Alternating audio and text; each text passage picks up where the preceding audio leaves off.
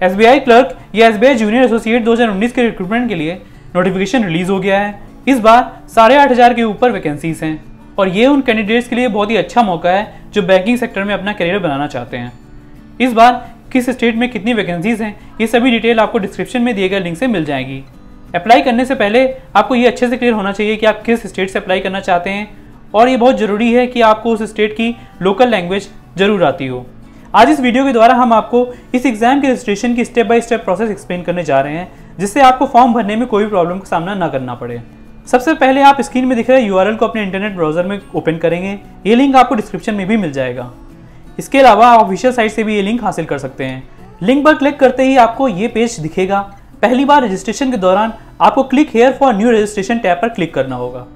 Click करते ही एक नया पेज खुलेगा और सबसे पहले एक पॉपअप आएगा जिसमें कुछ इस तरह की इन्फॉर्मेशन दी गई होगी कि जैसे फॉर्म भरने से पहले अपनी एलिजिबिलिटी क्राइटेरिया वगैरह चेक कर लें और फॉर्म भरने के बाद जो इन्फॉर्मेशन आप सेव कर देंगे वो दोबारा चेंज नहीं हो सकती। ये कुछ इस तरह की इन्फॉर्मेशन आपको इस पॉपअप में देखने को मिलेगी। आपको अच्छे से पढ़कर कंटिन्यू पर क्लिक कर देना है। इसके बाद आपको कुछ बेसिक इन्फॉर्मेशन भरनी होगी, जैसे अपना नाम, surname, mobile number, email ID etcetera. Example के लिए मैं आपको यहाँ इन्फॉर्मेशन फिल करके दिखा देता हूँ।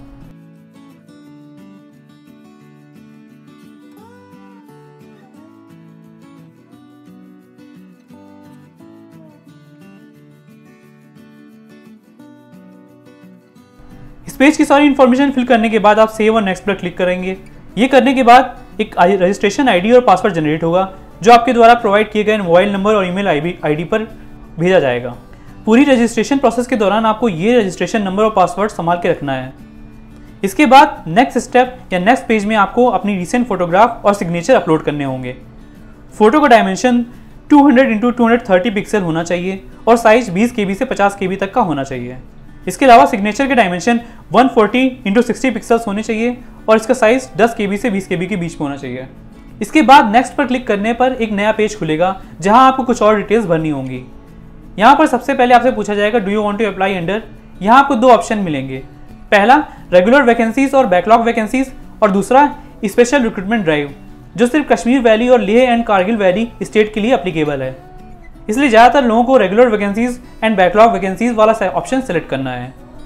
इसके बाद आपसे सर्किल पूछा जाएगा, फिर आप जिस स्टेट से अप्लाई करना चाहते हैं ये पूछा जाएगा। सर्किल के बारे में डिटेल आपको नोटिफिकेशन देखकर मिलेगी जहां स्टेट के हिसाब से सर्किल के नाम मेंशन है। इसके बाद आपसे पूछा जाएगा कि जिस स्टेट से आप अप्लाई कर रहे हैं उसमें 10th और 12th में आपने वो लैंग्वेज पढ़ी है, आई मीन लोकल लैंग्वेज उस स्टेट की, और ये मार्कशीट में मेंशन होना चाहिए। अगर हाँ तो आपको यस पर टिक करना है और अगर नहीं तो आपको नो पर टिक करना है। इसके बाद आपको अपनी कैटेगरी सेलेक्ट करनी है। इस बार जनरल, OBC, SC, ST के अलावा EWS कैटेगरी भी है। आप जिस कैटेगरी को चुनेंगे उसका सर्टिफिकेट आपको डॉक्यूमेंट वेरिफिकेशन के दौरान प्रोवाइड करना होगा। इसके बाद आपको और डिटेल भरनी होगी जैसे सब कास्ट, लेकिन ये जरूरी नहीं है क्योंकि यहाँ पे एस्टेरिस्क साइन नहीं लगा हुआ है।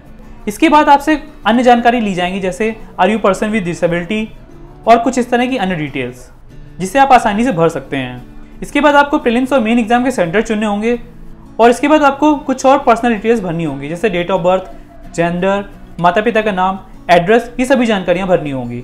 इस पूरी प्रोसेस के दौरान हो सकता है आपका कई बार सेशन एक्सपायर हो जाए। इससे घबराने वाली बात नहीं है। आपको मोबाइल नंबर या ईमेल आईडी में भेजे गए पासवर्ड आईडी से फिर से लॉगिन कर सकते हैं और आपने जहाँ तक सेव किया होगा वहाँ से आप फिर से कंटिन्यू कर सकते हैं।